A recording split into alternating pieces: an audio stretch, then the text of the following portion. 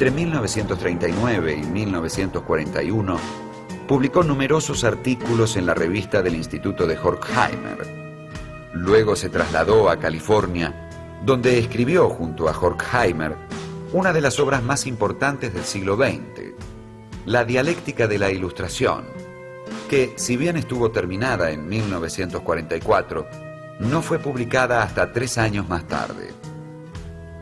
En esta obra, los autores, que comenzaron a ser conocidos como la Escuela de Frankfurt, manifestaban su desencanto respecto del marxismo y la razón ilustrada y denunciaban el modo en que la sociedad occidental había destruido su potencial emancipador.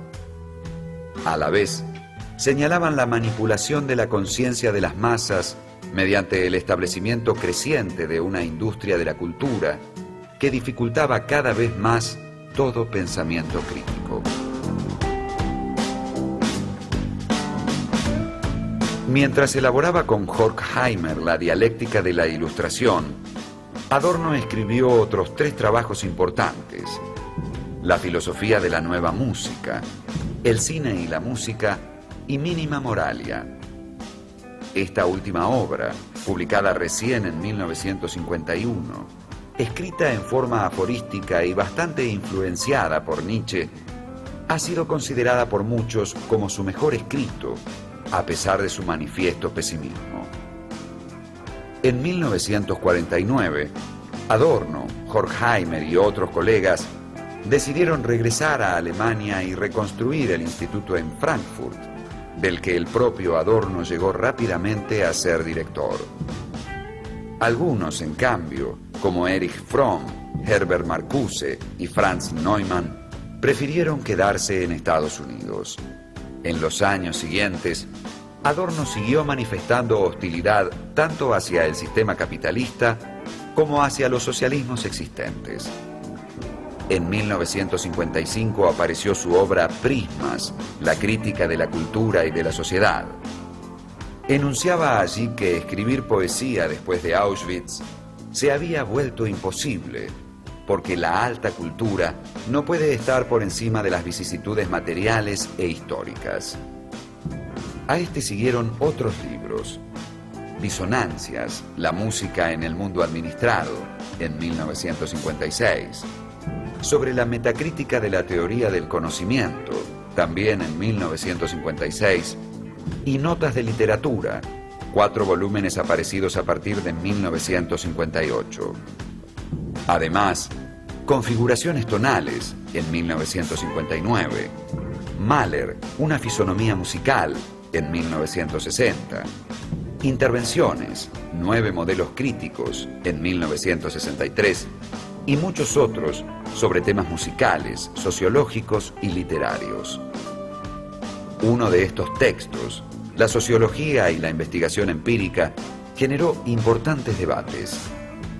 Adorno exponía allí que la complejidad del mundo real cuestionaba cualquier metodología descriptivo-explicativa. Las técnicas empíricas podían reflejar algunas verdades limitadas, pero jamás agotar infinidad de tensiones aún no resueltas.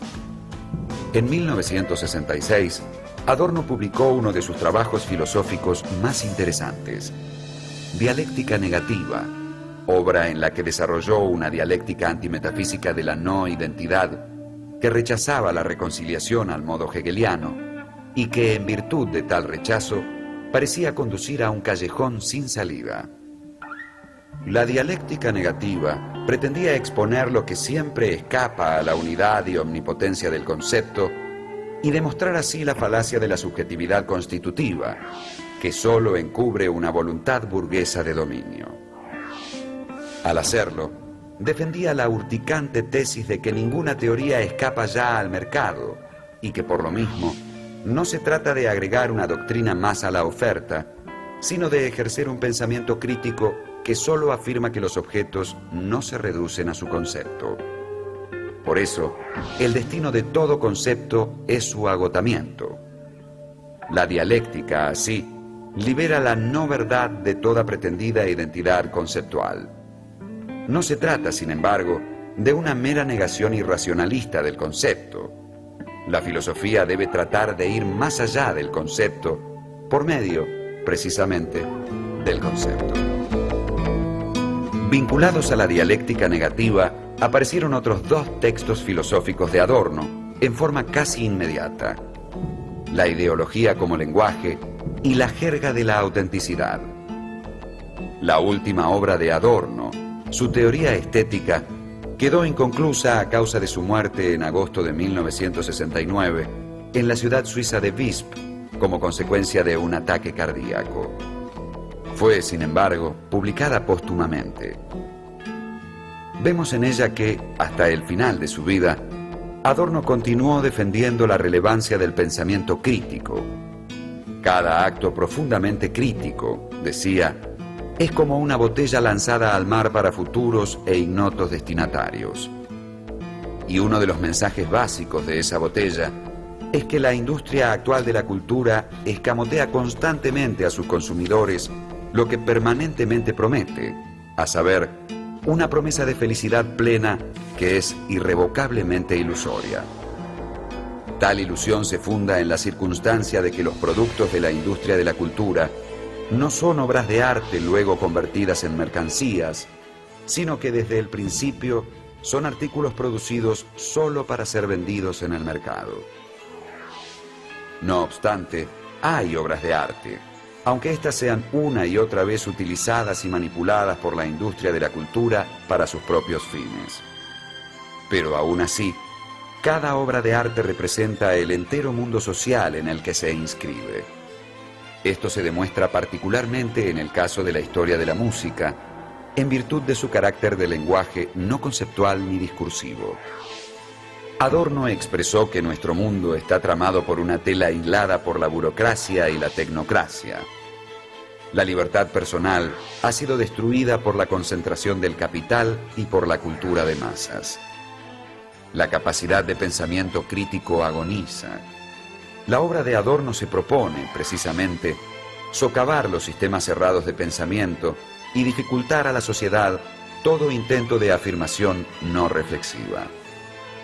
Actualmente, sus obras completas, que se hallan en curso de publicación, ocupan ya más de 20 volúmenes y cubren un amplio espectro de intereses. Desde una crítica de los principios filosóficos tradicionales y de la naturaleza de la razón instrumental en la cultura occidental, hasta una filosofía del arte y de la cultura que denuncia la disolución del goce individual en la apariencia social del goce.